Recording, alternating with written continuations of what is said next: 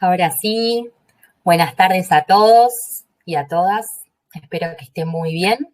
Mi nombre es Josefina y en nombre de Fundación Telefónica Movistar les doy la bienvenida a un nuevo webinario, uno de los últimos del año ya.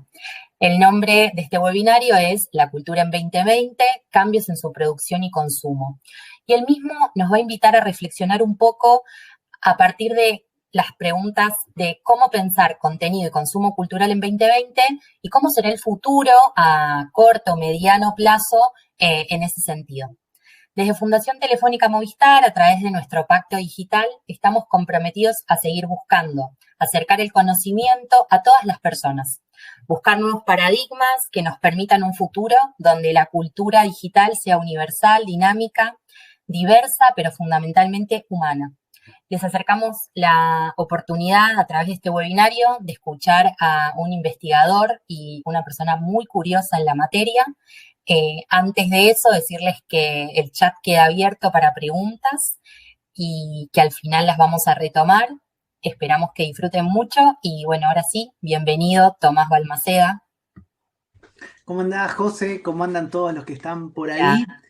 Nada, un día de calor aquí en Buenos Aires. Bueno, estamos viviéndolo en vivo acá en el webinar. Quizás alguien después lo pueda ver por streaming más tarde, así que buenas noches, buenas tardes y buenos días para todos para todos que lo estén viendo. Mi plan es, en la siguiente hora vamos a tratar de pensar juntos. Tengo muchos invitados, tengo voces distintas. Vamos a tratar de pensar entre todos y todas cómo es el consumo y cómo es el nacimiento, la génesis, la creación de consumos culturales en este año tan especial, qué tendencias hay, qué hubo. Vamos a hablar de cosas como Twitch, como TikTok, vamos a hablar también de lo que pasó con los podcasts, con LinkedIn, con los newsletters. Trataremos de armar como esa fotografía y para eso tenemos que primero entendernos un poquito más a nosotros. La idea es escuchar nuevas voces, escuchar nuevas ideas y sobre el final me encantaría escucharlos a ustedes y que me cuenten qué proyectos tienen, cómo creen que pueden adaptar estas nuevas tendencias que estuve detectando o que estuve pensando a sus propias ideas o cómo creen que ustedes, tanto como productores y como consumidores, como lo somos todos de cultura, nos estamos transformando y modificando. Voy a compartir entonces una presentación. La presentación, nada, la idea es que la puedan ir siguiendo, pero recuerden, en el chat me pueden hacer todas las preguntas que quieran y vamos a compartirlo. Mi nombre es Tomás Balmaceda, muchos me conocen por mi nick en redes sociales, porque estoy mucho en redes sociales, que es Capitán Intriga. Estudié filosofía, soy doctor en filosofía, me dedico a la filosofía de la tecnología. En un ratito vamos a hablar algunas de las cosas de cómo la filosofía estuvo pensando estos entornos digitales en los cuales hoy estamos viviendo y que tenemos tan aceitados y tan conocidos. Y también trabajo como periodista, me encanta comunicar, trabajo en revistas, en diarios y cada 2 por 3 publico un libro. Mi último libro se llama Piénsalo, salió el año pasado. Trato de sacar un libro cada 2 años, así que en febrero del año que viene, de 2021, si, con vacuna o sin vacuna, va a haber un nuevo libro en la calle. Así que nada, cuando lo vean en alguna vidriera, acuérdense que estuvieron acá conmigo y que hablamos de eso. Pero en general, por lo que yo vengo a charlar acá, tiene que ver también, ¿no? Con esta vocación que tengo por comunicar y por este interés, como decía Josefina, que soy muy curioso y que viene de la filosofía, pero también porque me encanta experimentar. Trato de probar muchos formatos, trato de pensar nuevas cosas. Ahí puse algunas imágenes de las cosas que hago. Tengo newsletter, tengo un podcast, produzco un podcast. Empecé ahora en plena pandemia y muchas de los aprendizajes las voy a contar acá. Una comunidad de educación financiera para disidencias. Tengo una serie de eventos que se llaman Filopalooza, vinculados con llevar a la filosofía a nuevos formatos. Y en eso estoy, ¿no? Como una persona muy curiosa. Cumplí 40 este año, así que soy del siglo pasado en más de un sentido, pero trato de poner mi capacidad analítica al servicio de pensar todo esto que sucede. Hoy vamos a hablar de tres cosas. Primero quiero hablar un poquito de una frase que decimos mucho y que me molesta mucho, así que voy a aprovechar el monopolio de la palabra para tratar de pensar qué demonios es la nueva normalidad y por qué creo que tenemos que pensar en nuevas normalidades. Luego, una pequeña partecita teórica, que espero que no los aburra mucho, pero que a mí me apasiona, que tiene que ver con cómo nos pensamos nosotros en estos nuevos entornos digitales, hombres y mujeres. Si existe una naturaleza humana, esa naturaleza está siendo transformada por la tecnología de maneras que nunca lo habíamos imaginado. Y luego sí nos vamos a meter ahí sobre las claves para entender cómo puede ser la cultura digital hoy y más adelante. Para eso armé una especie, no digo el Día de la Justicia porque es mucho, pero Liga de Gente Piola, que son personas que para mí son las mejores en lo suyo, que hablan de podcast, que hablan de música, que hablan de influencers, que hablan de comunidades marginalizadas, que hablan de LinkedIn, que hablan de contenidos de Instagram, de TikTok. A todos ellos los convoqué, así que van a ser mis invitados e invitadas en el día de hoy y me encantaría también que conozcan. La verdad es que yo me formo muchísimo a partir del trabajo de gente curiosa como yo y colegas como yo, y me encanta también rescatar que en la Argentina estamos haciendo un montón de producción. Uno a veces está mal acostumbrado a leer de afuera o pensar que porque está en inglés es mucho mejor, así que traje a gente que yo quiero y admiro mucho, que trabaja hoy en la Argentina para pensar estos temas y que no siempre tiene espacio para discutir en este paréntesis que nos ofrece la Fundación Telefónica Movistar de podernos tener una hora para pensar en la cultura en 2020.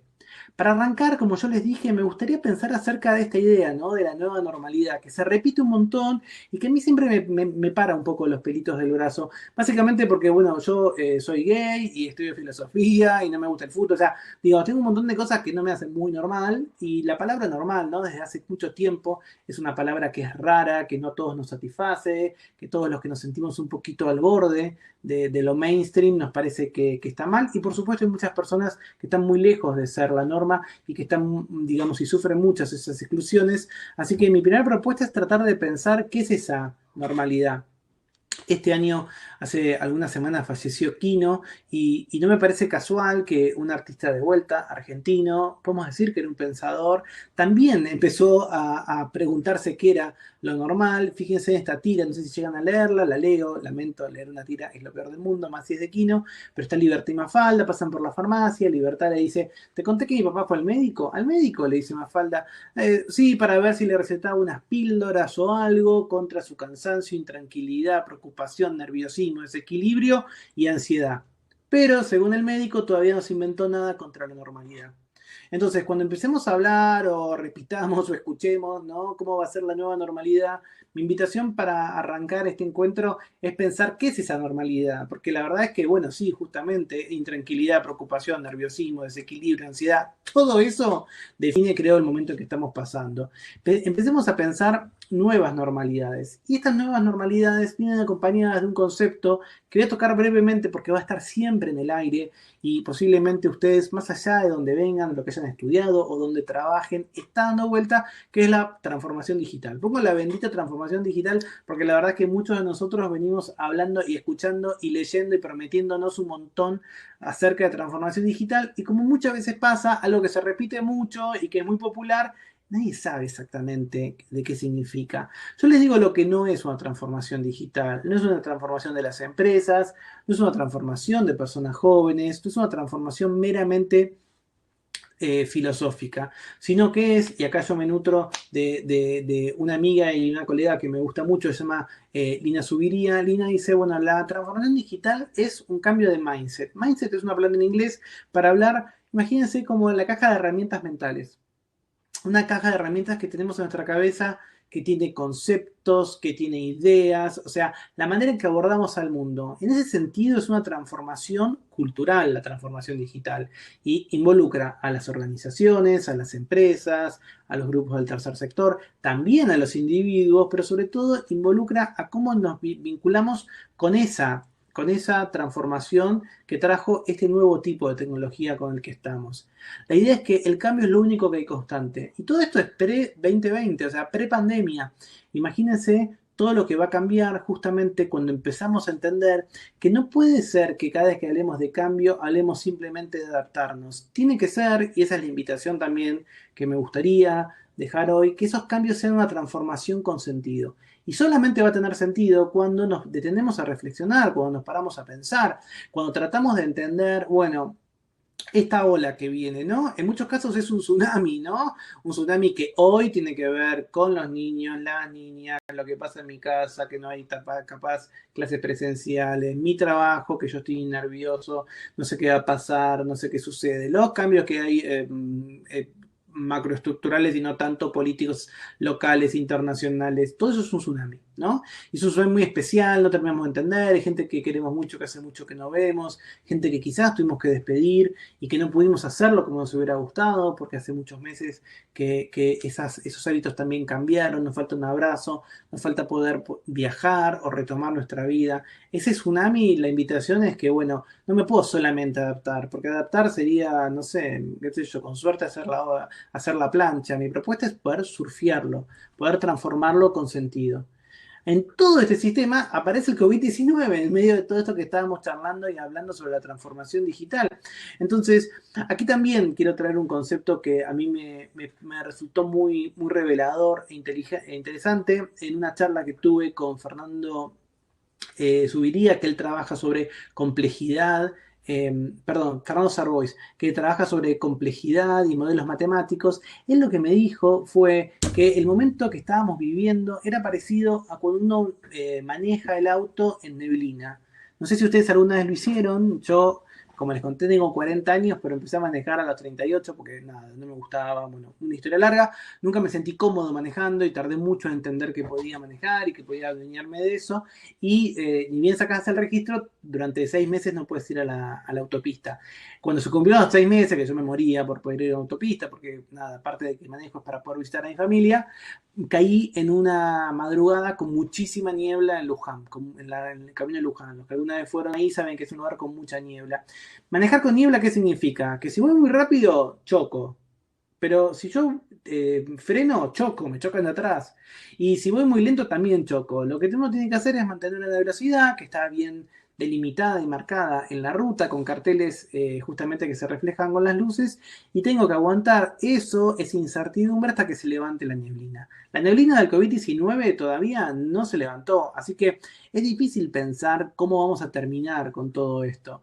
A mí también me pasa que hablando con una especialista, una investigadora del CONICET, especialista en juegos, que se llama Carolina Dueck. Carolina, estamos charlando de otra cosa, y ella arranca diciéndome, che, en 2 años, cuando todo esto pase y miremos lo que hicimos en 2020, nos vamos a dar cuenta de la locura a la que nos obligamos, cómo seguimos trabajando, cómo seguimos manteniendo la fachada de que estaba todo bien, cómo tratamos de mantener ciertas estructuras que eran difíciles. Yo creo que este año tan especial, y hoy y esta semana que tuvimos anuncios prometedores acerca de la vacuna, que parece que nos muestran, ¿no?, que la neblina podría empezar a levantarse, me parece que también nos tiene que ayudar a pensar cómo esa transformación digital y esas características de la creación y el consumo cultural también están cruzadas por estas características. Eso no quiere decir que todavía hoy, que la niebla sigue dándonos vuelta, no tengamos dudas, no tengamos incertidumbres, y que incluso las cosas más cotidianas se vuelvan raras. Lo que nos enseñan viejas pandemias como la fiebre amarilla o la peste negra es que nunca la humanidad, frente a una pandemia, que son muy poquitas, así que tenemos poco para hacer un argumento inductivo, pocas veces o nunca cambió el rumbo de los acontecimientos, siempre se profundizó lo que ya estaba.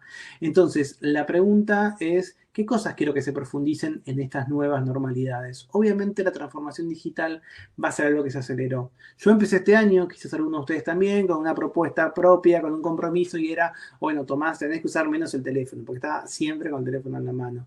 Me bajé aplicaciones y traté de fijarme. Bueno, todo ese plan explotó en marzo, porque desde que empezó esto estamos todo el tiempo viéndonos en la pantalla. Esta reunión, esta charla hubiera sido en vivo ahí en el auditorio tan lindo de la fundación, y no hubiéramos estado con el teléfono enfrente o con la computadora enfrente, y sin embargo es así como se va cambiando.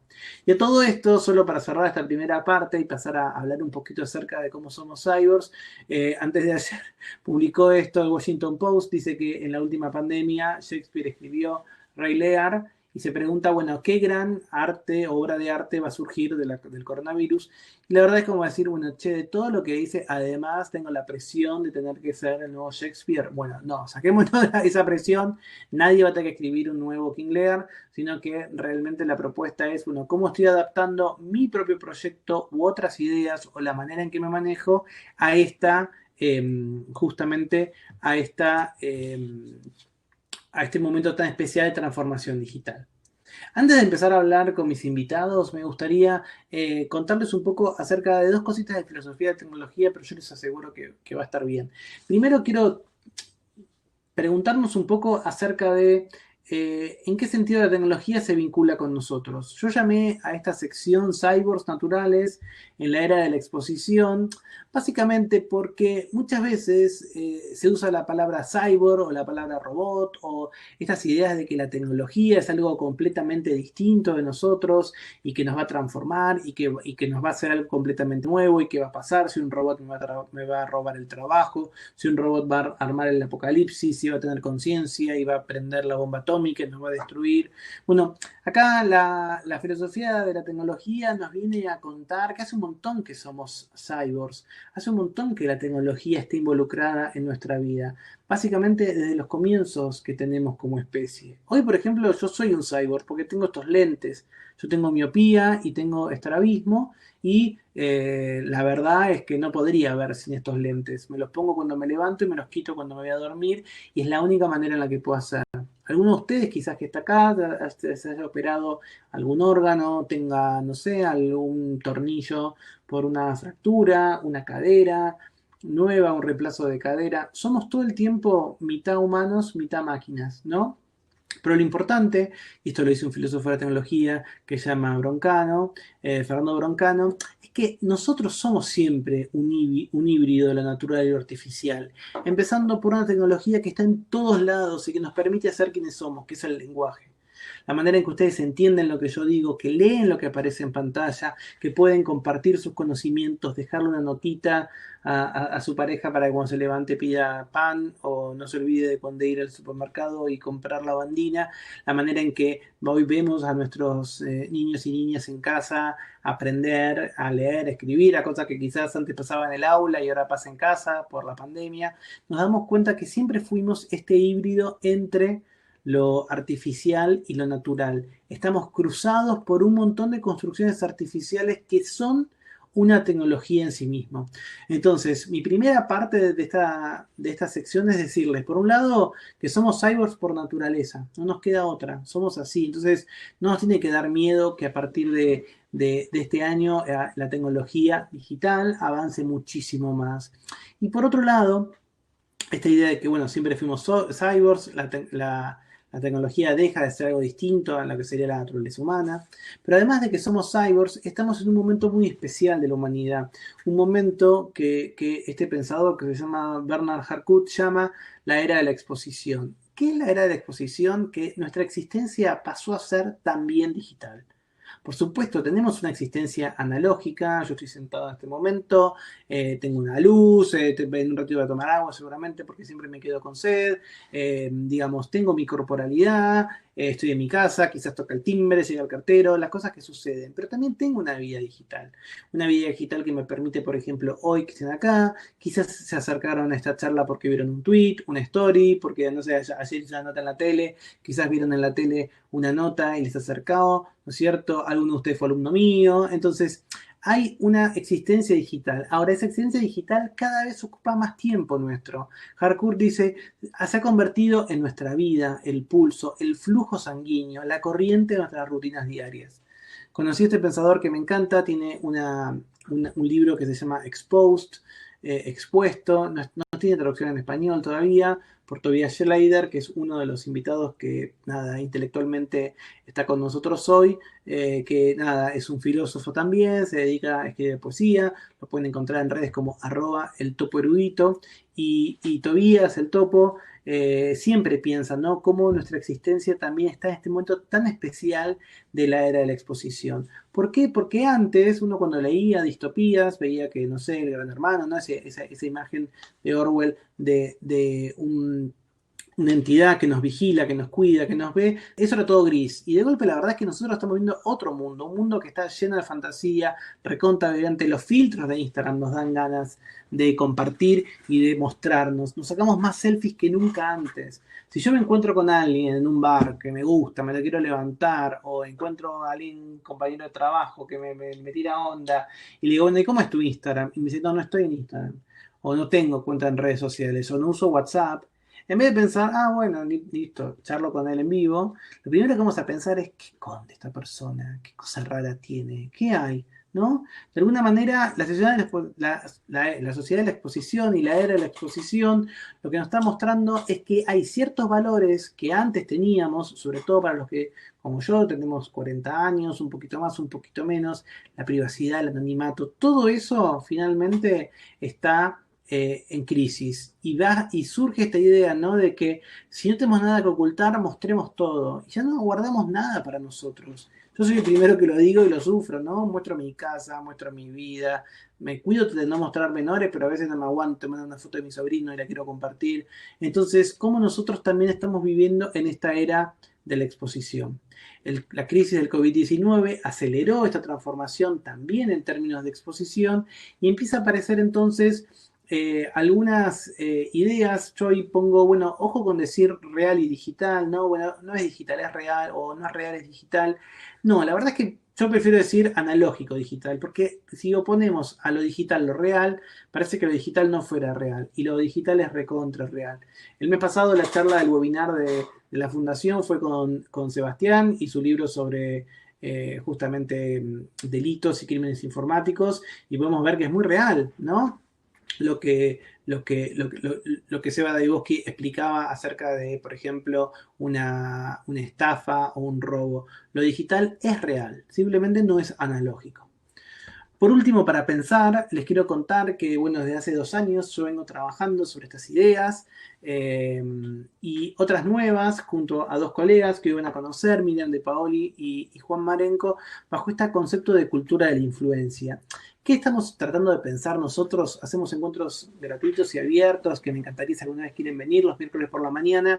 La idea de la cultura de la influencia es pensar cómo la comunicación tradicional que tenemos con los influencers, que vemos, que seguimos en sus stories, que conocemos su vida, que nos muestran a partir de videos, de stories, de tweets, de distintas plataformas, hoy vamos a ver TikTok, Twitch, también se permea en otros lugares. ¿Ok? Son rasgos que, por ejemplo, encontramos en la política, que encontramos en la comunicación de las políticas públicas, que encontramos en la manera de vincularse, por ejemplo, de las relaciones públicas tradicionales, que encontramos en un montón de aspectos en las compañías. Cada vez más las compañías tienen redes sociales internas, cómo eso va mostrando. Entonces, a toda esta idea del ser un cyborg por naturaleza y de poder vivir en esta sociedad de la exposición, le sumo también esta idea de la cultura de la influencia. Es este trabajo que estamos haciendo, va a ser un libro, hoy tuvimos reunión en la editorial, posiblemente para el segundo semestre del año que viene, pensando justamente en cómo poder aplicar ese formato o esa matriz interpretativa que uno relaciona con los influencers digitales a otros ámbitos. Entramos entonces para esta última hora que vamos a compartir juntos y vamos a charlar y vamos a pensar en cómo entender a la cultura en digital. Y la manera en que lo vamos a hacer es con distintos invitados. Como siempre pasa en pandemia, yo tenía los videos embebidos en mi presentación, pero no siempre funcionan. Así que lo voy a hacer ahora es irme un poquito y tratar de ir pasando de... pasar de la presentación a los videos que tengo aquí guardados. La primera que quiero que hable con nosotros es Bárbara Paván. Bárbara trabaja hace muchos años en el mundo de la música, un mundo muy vinculado con lo digital y que sufrió muchas transformaciones. Ella tiene un newsletter que me encanta, que se llama Booklet. Yo cuando termine en mis redes voy a poner todas las coordenadas de estas personas que nos acompañan hoy. Bárbara, entonces, yo le pedí que nos cuente un poco acerca de cómo ve la el consumo de música y cómo cambió, porque van a ver que hay cosas muy interesantes, yo lo sé a partir de su newsletter, como por ejemplo, de golpe se escuchó mucho en pandemia temas clásicos, no hubo tantas canciones nuevas, como de golpe empezaron a preocuparse otros jugadores que no se habían preocupado por el sonido, para sí. Vamos a empezar a armar a partir de distintos contenidos culturales cómo es este escenario 2020, ¿ok? Pongo entonces el video de Bárbara, lo digo porque creo que hay que mutearse la gente que estamos acá en la organización, así que empezamos. Hola, mi nombre es Bárbara Paván y trabajo en la industria musical, específicamente en el sector de distribución digital. Voy a hablar brevemente sobre qué pasó en 2020 y algunas aproximaciones para el futuro, esperemos.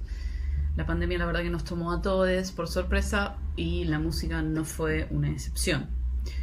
En líneas generales lo que vimos fue que se profundizaron ciertas tendencias que ya se atisbaban antes de la crisis del COVID, pero que tomaron una fuerza enorme desde marzo.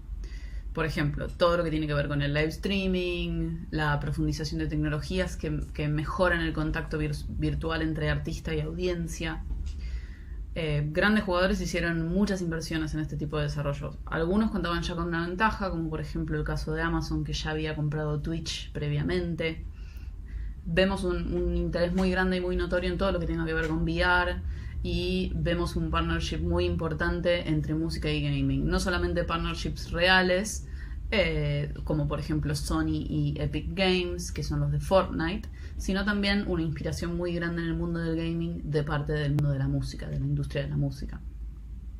Otras cuestiones que vimos florecer en cuanto al consumo de música, al menos en una primera instancia, fue un cambio en los comportamientos de consumo de los usuarios. Al principio no sabíamos si iban a consumir más, iban a consumir menos, hubo una disrupción muy grande, prácticamente total, de la rutina de las personas. Y en los primeros meses hubo un aumento enorme de lo que yo llamo música de fondo, pero que puede ser, por ejemplo, ambient, y eso después retornó, digamos, a niveles normales. Y también se notó un aumento muy importante en el consumo de catálogo, porque en los tiempos que corren recurrimos a la música que nos hace sentir bien. O sea, estoy hablando de Roxette. ¿Qué se viene para el futuro? Lo que yo estimo es que vamos a estar hablando de una profundización aún mayor de lo que venimos viendo. Hay un interés que es muy grande en mejorar la experiencia de consumo digital de la música, y esto significa empezar a explorar otras vetas que tienen que ver con un mejor consumo más profundo de la música grabada. Cosas que se pueden lograr con live streaming, cosas que se pueden lograr con VR, o también una experiencia más completa, sumando por ejemplo letras, videos, más interacción, más participación de los oyentes. Por otro lado, va a ser interesante ver cómo avanza el tema del escrutinio, cada vez más pesado, bajo el que se encuentran las plataformas digitales de streaming, problemas monopólicos, evaluaciones de modelos de negocios, etc. Los primeros pasos se están dando ahora a través de una investigación de Spotify en el Reino Unido, pero la falta de certezas es algo que ha caracterizado siempre esta industria, por lo que no va a ser una sorpresa si algo surge y es completamente inesperado. Esperemos que no sea otra pandemia.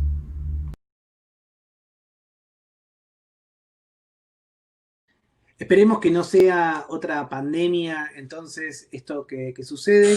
Lo que están tocando timbre en mi casa, es posible que sea un cartero o algo. Lamento mucho que van a escuchar eso. Y si alguien de ustedes, si es el cartero y está viendo este seminario, que tenga más paciencia. ¿Qué nos indica? Y ahí me llaman por teléfono. Pandemia. ¿Qué cosas me importan de lo que contó Bárbara? Las nuevas alianzas, cómo de golpe hay jugadores que no esperábamos que están juntos, una mayor exploración, de golpe podemos ver cómo otros jugadores, como por ejemplo Amazon, se están lanzando a este mundo de la música, la apertura a lo desconocido con nuevas cantantes, o lo que sucede, por ejemplo, ella contó de la música ambient, de la música de fondo, pero también volver a lo tradicional. La segunda invitada que quiero traer se llama Alejandra Torres. Alet es parte de Drop the Mic, que es una comunidad recontra buenísima que tiene un informe que, hasta donde yo sé, es el informe más importante que hay sobre consumos de podcast en la Argentina. Ale es una apasionada de los podcasts y nos va a contar un poco acerca de este formato que quizás ustedes consumen. Yo soy súper fan de los podcasts, así que no puedo decir mucho. O quizás se hartaron de escuchar y nunca escucharon. Y Alejandra les va a contar por qué, para pensar la cultura en 2020, es necesario hablar de podcast. El spoiler es porque el mundo viejo se está sumando al mundo nuevo. Ponemos entonces el video. Hola, ¿cómo están? Mi nombre es Alejandra Torres y soy la cofundadora de Drop the Mic Argentina, que es una comunidad de productores y de realizadores de podcast. Y Tomás me invitó a hablar básicamente de lo que está sucediendo hoy en el mercado actual. Y justamente eso es lo que les quiero comentar. Mercado. Finalmente hoy podría comenzar a hablarse de esta inminencia de un mercado local, que básicamente no es un fenómeno que ocurrió de un momento para el otro, sino que es producto de un enorme proceso que va un poquito más atrás de esta fecha o de este año que les voy a decir. Año 2018, momento en el que Spotify agrega a los podcasts dentro de su catálogo y termina de romper con una enorme barrera que tenía la escena local, si se quiere, ¿no? Y era un impedimento tecnológico. Tenemos en cuenta que más o menos entre el 80 y el 85% de las personas de nuestro país usan dispositivos móviles Android, ¿no? Con sistema operativo Android. Entonces, la realidad es que era imposible empezar a tratar de ampliar la audiencia de consumidores de podcast si les resultaba prácticamente imposible acceder a ellos, ¿no? No podían saber básicamente qué eran, de qué se trataban, cómo se consumían y demás, porque el sistema operativo Android nunca tuvo una aplicación de podcast nativa, a diferencia de lo que sí sucedía con Apple Podcast y los dispositivos inteligentes, como puede ser un smartphone, iPod y computadoras y demás, que sí contaban con esta plataforma que ya venía preinstalada, ¿no? Y eso básicamente sembró un abismo muy grande respecto de la divulgación y la difusión y por supuesto también la adopción del consumo de podcast. Bueno, habiendo dicho esto, desde 2018 entonces comenzó a acelerarse y comenzó a crecer la audiencia de podcast en Argentina.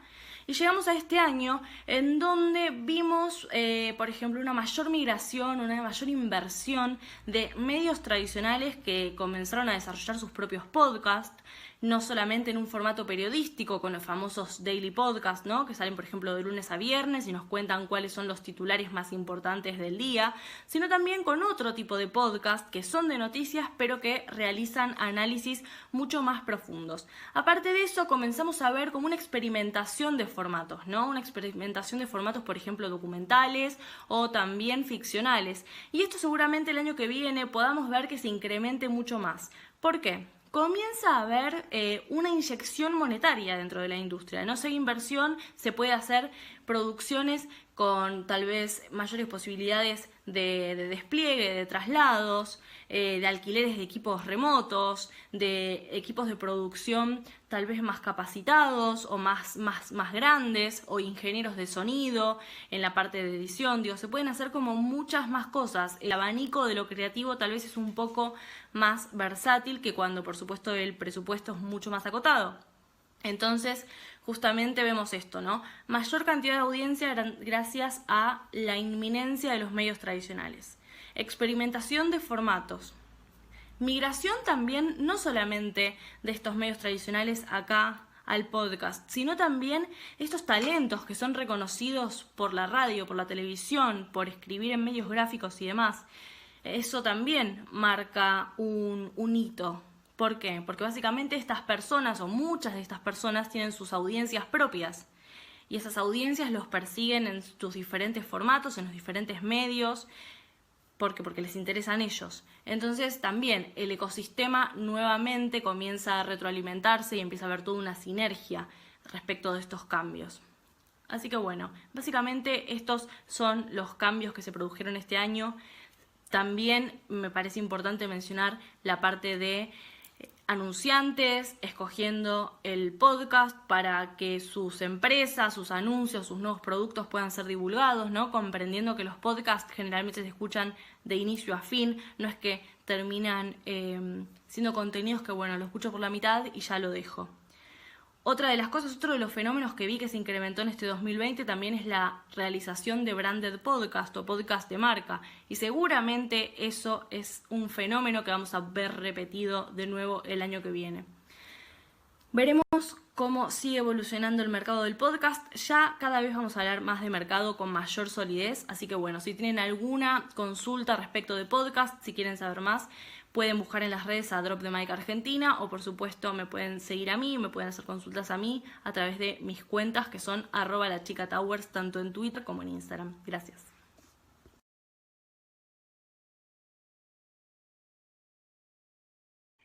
Ahí Ale nos contó entonces un poco acerca de esta tendencia, digamos, sin lugar a dudas, 2020 fue el año de los podcasts, pero como cuenta, porque entró un jugador nuevo, Spotify, de golpe entraron jugadores antiguos, como eran los grandes medios, ahora todas las radios tienen su canal de podcast, las grandes estrellas, Andy Kuznetsov, El Negro Oro, Luis Novarecio, gente de podcast, de golpe está Spotify. Entonces, de golpe, este formato que es, digamos, que tiene sus años, pero que obviamente está súper caliente en este momento, es parte central para entender qué es lo que sucede en la cultura en 2020. Mi siguiente invitado tiene un recorrido que si no ustedes no lo consumen, se los recontra recomiendo y va a ser el gran regalo de este encuentro. Se llama Fede Vareiro. Fede es un apasionado de la música y empezó a adaptar sus contenidos sobre su pasión por la música y contar historias a su Instagram. Y a medida que iba haciendo stories, pero también posteos y contenidos muy elaborados y que donde simplemente se da cuenta su pasión, empezó a ser convocado por aquellos artistas mucho más tradicionales, como Gustavo Santaolalla, que pide que él lo entreviste. Pero también, por ejemplo, Lali Espósito, lo que sucede con Iria Kuriaki, o incluso con Trueno, el último rapero. Fede tiene algo que está buenísimo y es la capacidad de haber creado en su perfil de Instagram un tipo de contenido y un sello tan especial que las grandes discográficas y los grandes nombres lo convocan y hoy trabaja de eso. Le pedí entonces que nos hable un poquito acerca de cómo es esto. Ahora les muestro porque tengo que tocar un cliccito. Entonces, lo que hace Fede para mí es súper interesante. Cambia un montón la manera en la que tradicionalmente pensamos y cómo podemos eventualmente transformar esa información y nuestra pasión en un trabajo. Y me parece que es un testimonio que está buenísimo y que también habla de la cultura en 2020. Hola Tomás, hola a todos, muchas gracias por la invitación. Acá Fede Vareiro.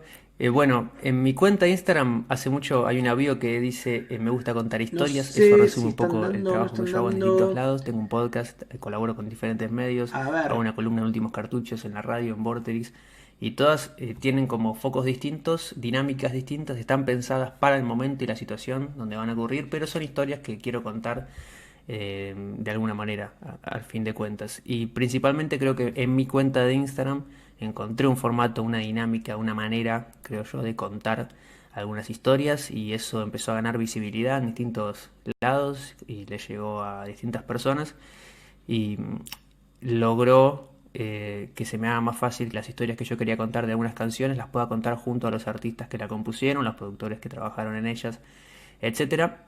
Igual siento que no un contenido de música, por en este caso, que tenga un testimonio, no necesariamente es un contenido mejor. Digo, puedo ver un contenido con testimonios de la persona que escribió tal tema y por ahí no me dice nada, y otra persona sin tener ese testimonio lo cuenta de una manera que hace que llegue mejor. Y a mí me gusta contar con las dos cosas. Si hay discos que no puedo contar con el testimonio o que yo siento que no le suma tanto, prefiero defenderlas yo. Y hago contenidos ahí en mi cuenta de Instagram permanentemente. Tengo la posibilidad de pensarlos y de editarlos yo. Yo soy editor, vengo de la radio. También creo que esa combinación de cosas hizo que el formato que encuentre por ahí se destaque o que sea más bien personal y propio. Si bien obviamente es video y no audio, pero yo creo que hay un timing ahí. Y desde la edición yo lo que intento hacer es clarificar un poco el mensaje. No sobreestetizar la situación y embellecerla. Que se vea lindo, sí, pero que sobre todo la edición me permita contar cosas y de una manera ágil, dinámica, que es lo que creo o lo que me destacan varias veces que tienen las cosas que hago. Algunas situaciones que ocurren en mi cuenta de Instagram pueden contar con la participación de Gustavo Santaolalla, por ejemplo.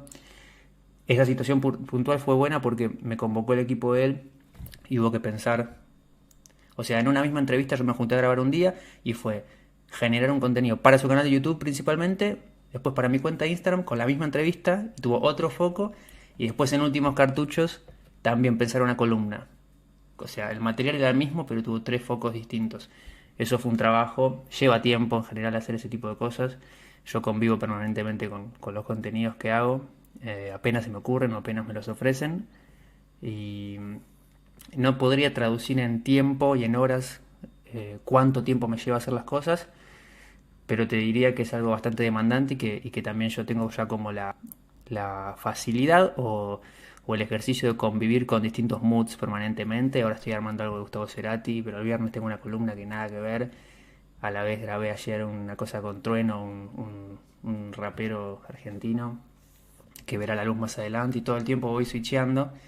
Pero también no es que sea amplio con la música porque hago lo que hago, sino que hago lo que hago porque soy amplio con la música y siempre lo fui, y tengo como esa capacidad de switchear entre un artista y otro.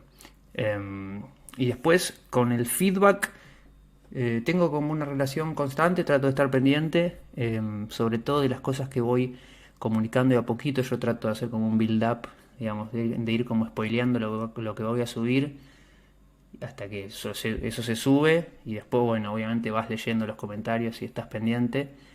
No me condiciona del todo la elección de las cosas que quiero hacer.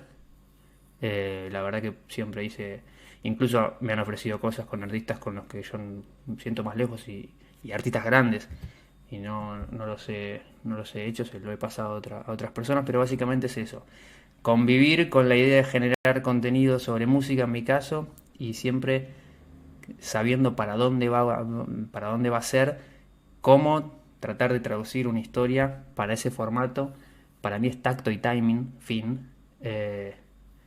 Y sobre todo la idea de no subestimar el tiempo de los demás y darle algo claro en el tiempo que la persona te regaló, porque hay una persona en Instagram que te regaló 1 minuto y por ahí vos le sacaste 9 más y terminó viendo algo que dura 10 minutos en Instagram, algo que no es habitual pero que a mí me pasa seguido.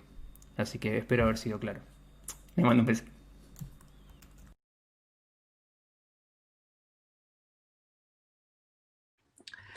Hay una persona en Instagram, terminada diciendo Fede, que te está dando capaz 1 minuto de su tiempo y se te queda más tiempo y hay que agradecerlo.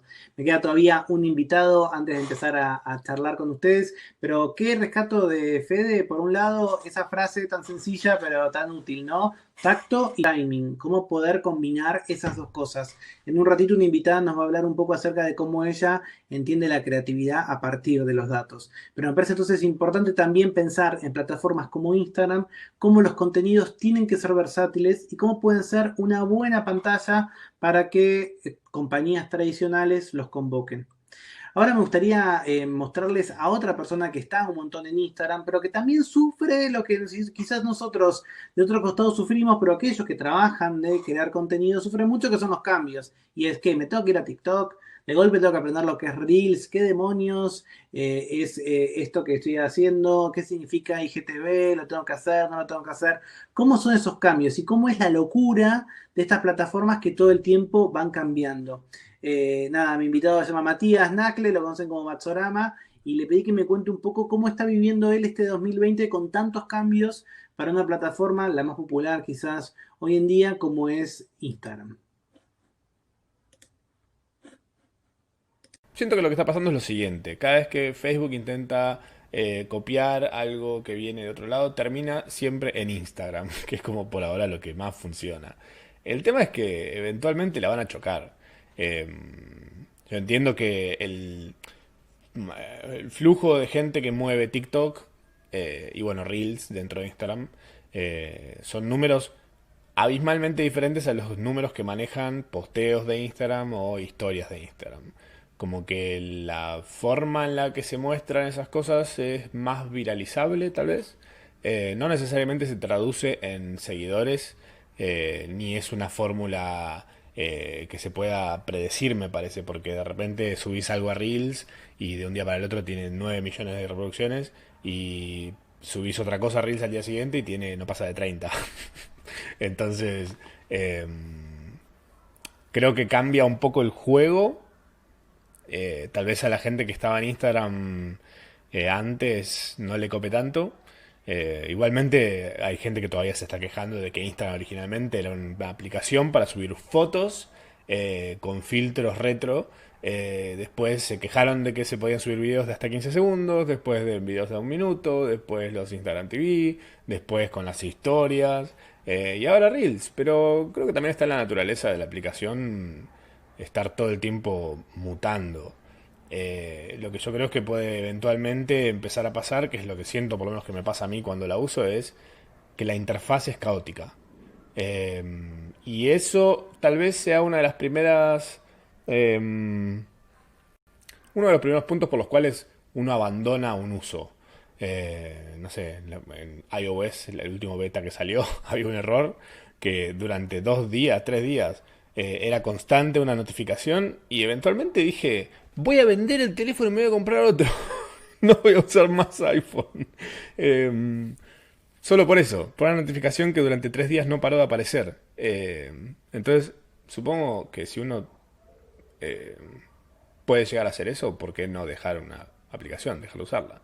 Eh, Creo que también el algoritmo, de alguna forma, está ayudando a que estos nuevos formatos tengan más visibilidad que otros más tradicionales, o dentro de Instagram por lo menos. Eh, lo que también hace que mucha gente que ya venía con un ritmo de trabajo ahí se encuentre con tener que sí o sí cambiar o quedarse atrás, escondida en el abismo, en el culo, en el lado oscuro del algoritmo. El lado oscuro del algoritmo. Bueno, para cerrar con eso. Eso es lo que pienso. Lo que nos invita a pensar, Matías, es efectivamente cómo la producción que depende de plataformas que no son las nuestras, tienen reglas que no son las nuestras. Y lo que él contaba, creo que todos lo vivimos. Si nunca usaron Reels, los invito a que lo hagan esta noche o esta tardecita y van a ver que su posteo en Reels va a tener miles y miles de vistas porque en este momento Instagram lo está pusheando un montón para que salga y quizás tengas una super foto o una historia genial para contar con una imagen y los posteos hoy no se están viendo tanto. Eso quiere decir que de a golpe esas lógicas que quizás fueron cambiando a partir de esta idea de ya no te voy a mostrar lo último que hay, te voy a mostrar lo que el algoritmo dice o un algoritmo dice que es mejor para vos, también tiene que estar en el juego a la hora de la creación y el consumo de la cultura. Antes de terminar con las últimas ideas y poder escuchar y leer y discutir lo que está saliendo ahí en el chat, quiero traer a la última invitada en video. La nombré hace un ratito, Miriam De Paoli. Ella fundó una comunidad hace ya 1 año y pico que se llama No Pausa. Es una comunidad para mujeres que están atravesando el climaterio. Ella atravesó la menopausia antes de lo que uno original esperaba y se encontró con que no había buen contenido o que ni siquiera las marcas estaban hablando, las marcas de productos que les pueden servir para ella, a mujeres como ella que se sentía vital y que se sentía distinta de la manera tradicional. Me gusta la idea de Miriam porque yo creo que la producción y el consumo de contenidos en 2020 está asignado por cómo, y eso lo mencionamos al comienzo de hoy, cómo aquellas poblaciones tradicionalmente marginalizadas de golpe empiezan a encontrar una voz en las redes sociales y agruparse. Porque parte de la magia de Internet, quizás su mayor magia, a pesar de que, como dijo Matías, es un lado oscuro, su mayor magia es poder crear comunidad. Entonces, si vos te gusta una banda que a nadie más le gusta o que tenés un fetiche, un deseo muy secreto, vas a encontrar una comunidad de alguien que lo comparte. Y también si las empresas o las compañías o mismo el Estado no le está hablando de la manera correcta a las mujeres que atraviesan el climaterio, hoy hay una comunidad que lo hace. Le pregunté a Miriam entonces qué pensaba ella de qué podía pasar de la comunicación específicamente para estas comunidades tradicionalmente relegadas.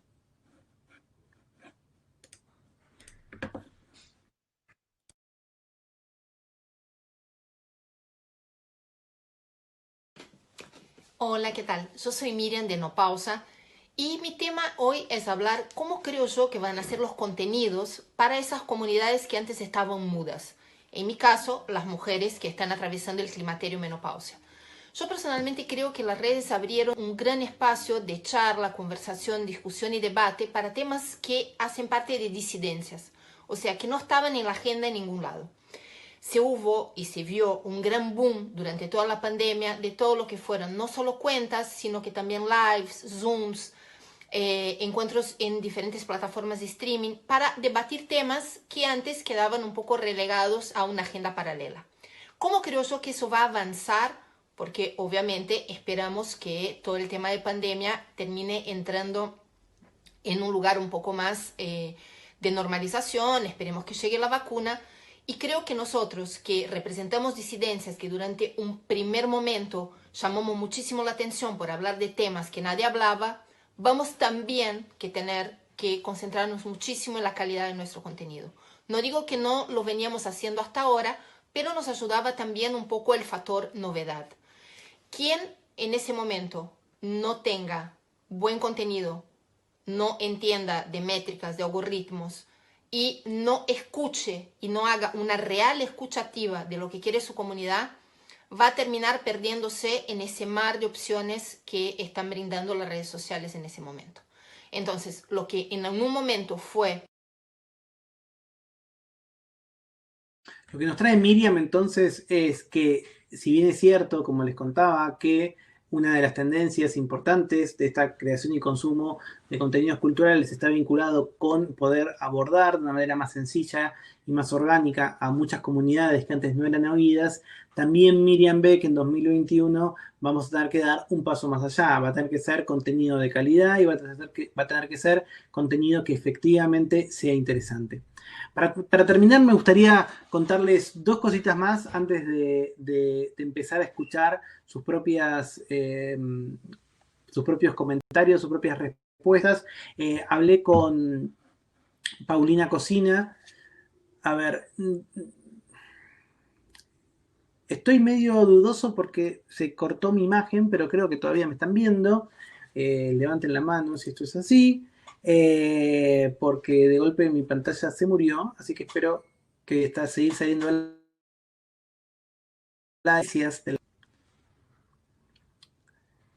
A ver si sigo al aire o no. Perdonen que no lo sé. Se me ve perfecto, me dice acá mi amiga Josefina, así que estoy contento. Bueno, les cuento una cosa. Estuve hablando con Paulina Cocina, posiblemente la conocen. Es una Instagramer, creo que una de las mejores. Yo soy fan.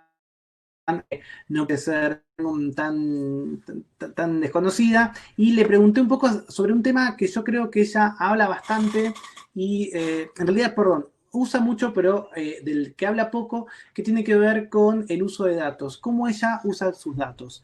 Vamos a hacer algo bien pandémico y es que como estoy con algunos temitas de conectividad, voy a pasarles el audio que ella me mandó, a ver si lo pueden escuchar, porque básicamente ella misma me dijo que era una especie de podcast, así que espero que no se enojen. La idea es tratar de contarles cómo ella ve este uso de los datos a partir de la creación de contenidos. Pongo una imagen de ella y les comparto el audio.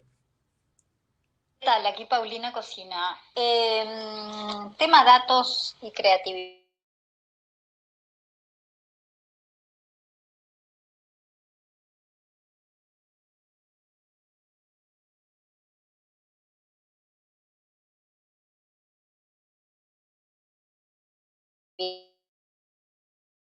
Puro creativo de hacer un buen contenido y eso es irreemplazable y eso no lo va a reemplazar de ninguna manera un análisis de datos. Puede ser que de -0 vaya a 0,1, pero punto, si el contenido no está bueno, no está bueno. Ahora, si está la parte creativa más o menos resuelta, o por lo menos algo que te gusta, o un camino que te gusta, no algo que te gusta porque eso va cambiando, pero un camino que más o menos te gusta y con el que estás confiado,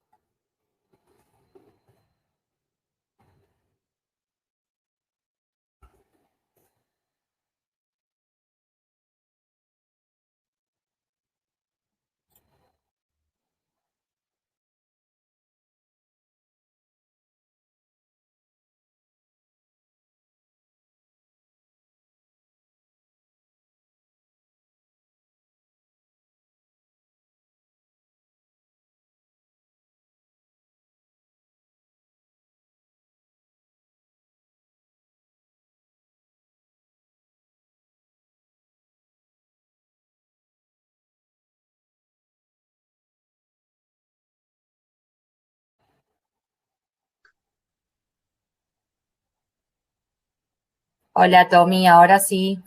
Hoy, perdón, estoy desde el teléfono. Más 2020 esta presentación no pudo haber sido. Bueno, le vamos a echar la culpa a Paulina. Sigo entonces contándole desde acá, ¿les parece para cerrar? ¿Te parece bien, José? Sí, dale, perfecto. Sí, porque aparte Dale. te esperaron casi todos. Son Así unos que genios, sí, sí, genios a y pleno. genias. Así que Gracias. de cuando vos quieras ya pasamos a preguntas, pero cerrá tranquilo. Dale, solo les quiero contar esto y lamento de vuelta que me haya caído. Básicamente, yo creo que traje 9 cosas para contar y que en la presentación quedan muy listas, pero te las voy a poder contar acá. Por un lado, la primera es dejar las falsas dicotomías, dejar de pensar que es o digital o real, empezar a entender que no importa el proyecto que tengamos o la idea la creación cultural que tengamos, eso va a tener que estar siempre cruzado por lo digital. Por otro lado, empezar a pensar en nuevas normalidades, en cómo no sabemos qué es lo que qué es lo que se avecina, pero sí entendemos que lo que va a venir posiblemente sea la profundización de lo que ya está. ¿Cómo vamos a trabajar para que no se profundice un status quo que sea injusto? El tercer punto es esta idea de la cultura de la influencia, cómo podemos entender que la forma en la que tradicionalmente los influencers comunican, hablan, viven, está permeando otras estructuras tradicionales. Cuarta enseñanza, la música sigue teniendo un lugar principal, pero está mutando, está encontrando su lugar, está peleándose entre lo nuevo y lo viejo. Los podcasts son la nueva estrella, aunque este año posiblemente haya crecido mucho más TikTok, ahora de una manera mucho más intergeneracional, una tendencia que vamos a ver, que va a continuar en 2021, pero nos quedó ahí, después lo vamos a subir a algún lado, el comentario de Juan Marenco. Juan nos decía, bueno, ojo que 2021 es el año de Twitch. Entonces, entender eso. En ese sentido, retomar lo que nos contaba Fede Vareiro, que los contenidos se tienen que adaptar a los formatos. Lamentablemente, nadie es tan poderoso como para crear un formato que sea tan duro que cualquier persona tenga que adaptarse a poder verlo. Yo tengo que ir a la audiencia y tengo que poder que mi contenido se adapte a la manera en que va a ser consumido. Últimas 3 enseñanzas y pasamos a las preguntas. Las plataformas mandan, hay que acordarse de eso, cambian las reglas, cambian los algoritmos, lo que a mí me gusta quizás no es lo que funciona y tengo que aceptarlo. Ante último lugar, tal como nos decía Paulina en el audio, que se llevan a ver, que la intuición a veces es mala.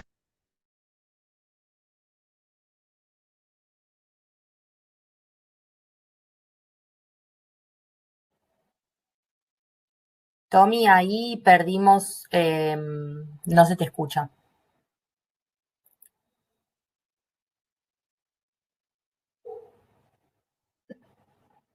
Tampoco.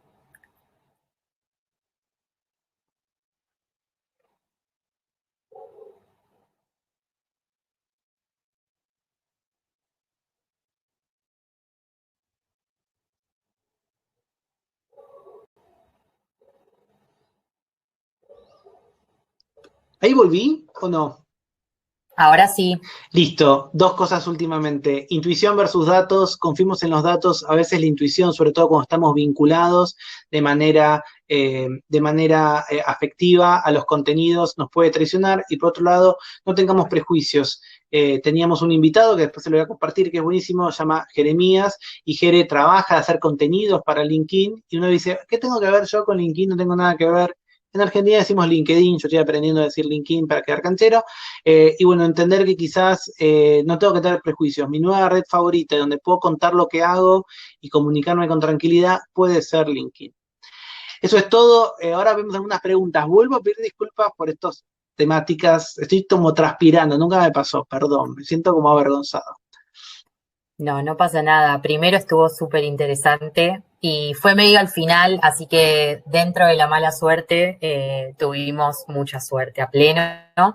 Y bueno, nada, estuvieron comentando un montón, te comparto algunas preguntas y Dale. después quiero, o sea, como a partir del comentario de una de las participantes, como ver de armar alguna pregunta en relación a un tema que nos interesa mucho en Fundación. Una de las preguntas la hace Nadia Mancilla y dice, ¿qué pensás de Mark Fisher? No sé quién es Mark Fisher, me da mucha vergüenza. que me Yo dé alguna tampoco. referencia más. Si es un filósofo de la tecnología, capaz no es analítico, que es la tradición que yo leo. En este momento puede ser que sea la falta de internet que hace que no funcione mi cerebro. Bueno, no importa, si Nadia sigue por ahí, nos puede como ampliar un poco más. Después, Mariana te pregunta, ¿se puede desde las redes aspirar a formar espacios de resistencia? Me encanta. Yo creo que sí, y creo que es una de las características, por eso siempre pienso, por ejemplo, todas las militancias de los cuerpos gordos, todas las militancias de las diversidades o de las disidencias de género, sexuales, la verdad es que las comunidades, no sé, yo soy de Buenos Aires y sigo muchas comunidades, por ejemplo, la comunidad afrodescendiente, o incluso hay una comunidad nigeriana, por ejemplo, muy fuerte acá, y gente que se reconoce y que se encuentra en Instagram. Y me parece interesante porque ya hoy hay un montón de ejemplos de cómo, por ejemplo, la publicidad tradicional o la manera tradicional de comunicar, si deja de lado estas comunidades, automáticamente reciben estos comentarios, automáticamente se acciona sobre eso. Y eso también es un tipo de activismo. Uno puede discutir quizás qué tipo de activismo es y la intensidad que pueda tener, pero me parece recontra relevante pensar que este poder aglutinador de la web, aunque como mostrábamos en el video de Miriam, el desafío ahora es cómo doy un paso más allá. Un hashtag no es no es hacer militancia, pero sí poder crear espacios seguros para compartir experiencias. Total. Y sabes que sumo que también para mí le dio mucho lugar a los jóvenes las redes y a poder como escuchar más a quienes dejaron hace poco la infancia o quienes todavía están pero tienen cosas para decir y que antes eran como menos escuchados porque los espacios de difusión o lo que sea no tenían tanto acceso como ahora. Así que pienso que sí, coincido con Total. vos. Después, bueno, Mariana también hace un comentario y en este sentido quería como primero conocer tu opinión y después hacerte una pregunta que es, las aplicaciones parecen tener un sesgo generacional, los adolescentes y preadolescentes se van alejando hacia las nuevas y hoy, por ejemplo, Facebook quedó para los sexagenarios. Sí, eso no sé. La verdad es que hay mucho mito porque en muchos casos está cruzado por nuestra propia experiencia. La verdad es que uno puede encontrar a adultos mayores en TikTok o en Instagram, y lo cierto es que, digamos, los modelos de negocios de las compañías dependen de que se creen comunidades de todos los rangos etarios, no solamente de uno. Y en ese sentido también para mí es re interesante ver que hay mucho grupo cerrado de Facebook de gente re joven, ¿no? Que usa la plataforma de esa manera, y hay otros en donde quizás la mayor complejidad es la que nos trajo Matías en su video, y es, ok, cuando la interfaz se pone confusa, o yo no entiendo qué es lo que quiere Instagram de mí, porque no entiendo lo que es Reels, o no entiendo por qué de golpe yo quería ver fotos y veo videos, o solo veo stories. Esa curva de aprendizaje, si es muy compleja, sí es una barrera para algunas comunidades, ¿no? O algunos sectores de la sociedad. Pero en general yo no sé si digamos, este año fue el año en que TikTok, por ejemplo, generacionalmente se empezó a estabilizar. Hay más gente de 25 años que de otras edades, de mayores de 25 años, que menores de 25 años. Pero bueno, quizás como esa sospecha, o vos estás sospechando, uno va cambiando, ¿no? Para alejarse de los padres o de los adultos mayores. Pero creo que en todos los casos hay excepciones a esa regla. A pleno. Bueno, y en relación a eso, que es como edades y se me vincula a uno de nuestros grandes intereses desde Fundación y a mí que soy el área de educación principalmente también, es esto de, si bien las nuevas generaciones y mismo nosotros que estamos en las redes, muchas veces, no en tu caso, pero muchas veces los más chicos, y no quiero generalizar, pero en general, las usan intuitivamente y después como al momento de querer capaz armar un proyecto hay que salir como a investigar de manera individual y digo como hay alguna deuda en relación a educación, no empleabilidad o desarrollo de proyectos, digo, deberíamos informar más en espacios capaz educativos, por ejemplo, todas estas palabras y todas estas prácticas que vos comentás para que sea un poco más sencillo al momento de querer llevarlo a la práctica de manera individual o grupal? Sí, Josefina, estoy totalmente de acuerdo. Creo que hay una deuda y creo que uno a veces piensa que porque no hay un manual de uso de las redes sociales, entonces cualquiera podría saber cómo hacerla. Lo cierto es que también las nuevas generaciones inventaron algo o un formato en las cuales muchísimas personas, incluso grandes como yo, también usamos, que es el tutorial, ¿no? Como que cada vez más ves gente que aprende a hacer su podcast viendo un tutorial de cómo editar sonido. Más gente que, por ejemplo, aprende a streamear por Twitch a partir de un tutorial que ve, y los tutoriales no lo dan en el profesores o profesoras de la manera en que uno tiene en la cabeza de manera tradicional, sino que en muchos casos son los pares y de una manera un poco caótica. Yo sí siento que este año la educación remota, que era lo que ya existía y que ya conocíamos, y que tiene delicias como esta que ahora estoy transmitiendo a la luz de la vela, pero sí sucede que todos nos acercamos y entendimos que es más fácil lo que pensábamos o que es más lindo, que yo ahora puedo cortar esto, irme a hacer pis, irme al balcón a ver pasar algo, y que quizás otras personas que se conectaron hoy no tuvieron que viajar una hora hasta el centro de Buenos Aires o hasta Recoleta para estar en la fundación. Entonces, supongo que el futuro que viene es un futuro mixto, y que vamos a poder, vencimos, porque nos obligaron, un montón de miedos que teníamos acerca de estas plataformas. Pero como bien decís vos, como no vienen con un manual de uso, creemos que todos sabemos usarlas. Y lo cierto es que no conocemos su potencialidad, y en muchos casos hay algo que tienen los adultos, que no tienen las generaciones más jóvenes, que es experiencia y criterio. Y eso no hay un manual para eso. Entonces también es importante poder transmitir esas enseñanzas que son muy valiosas y que no se explican en un tutorial de YouTube. Totalmente, total. Bueno, sí, nosotros tuvimos como un montón de instituciones educativas y familias a pleno en los contenidos virtuales que armamos, y sí, en un formato como menos formal, pero de prácticas desde otro lugar. Bueno, y para terminar y ya cumplir con el tiempo que habíamos dicho que iba a durar la conferencia, Eduardo te pregunta, y creo que se pregunta él mismo, ¿cómo no se abomba une entre tanta info, data, algo? Sí, es difícil. No lo sé, para mí 2020 nos hizo explotar todo eso, porque nos obligó a estar un montón eh, sobre, eh, sobre cada una de esas pantallas. Y me parece que en ese sentido, eh, la única manera es, yo lo pienso en términos de una dieta, ¿no? A veces uno va al médico porque quizás no puede comer todo el tiempo papas fritas, o no puede comer todo el tiempo vegetales solamente. Bueno, si existes, por ejemplo, un nutricionista, una nutricionista te puede ayudar a tener una dieta equilibrada si querés, por ejemplo, dejar la carne, pero no lo puedes hacer solo. Entonces, el concepto de dieta digital me parece que es interesante también, porque justamente nos permite pensar, ok, ¿cuánto estoy consumiendo? El primer paso es siempre averiguar qué tiempo pasás y en dónde. Y hay un montón de apps, incluso tu teléfono posiblemente tenga una nativa, la puedes activar y ver al final de la semana dónde pasaste más tiempo y poder verlo. Sí, ¿no? El famoso concepto de desconexión saludable y una cosa a la vez. Así como en la parte analógica no leemos o intentamos no leer un libro, mirar la tele y, no sé, cocinar, como nada, no quemar las acciones y las prácticas y nada, dosificar, pero me parece que es un trabajo individual, más Total. que algo que podamos encontrar. Sí. Josefina, nada, pensamientos random.